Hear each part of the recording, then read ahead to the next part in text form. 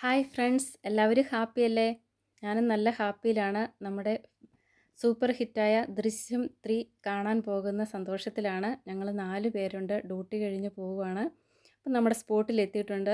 ഇത് cent Julian's ഏതൻ സിനിമാസിൻ്റെ ഫ്രണ്ടിലാണ് നമ്മളിപ്പോൾ നിൽക്കുന്നത്. അതുപോലെ തന്നെ ഇവിടെയുള്ള കെട്ടിടങ്ങളും നല്ല ഫേമസ് ആണ്. രാത്രി കാഴ്ച വളരെ മനോഹരമാണ് കേട്ടോ ഇവിടുത്തെ.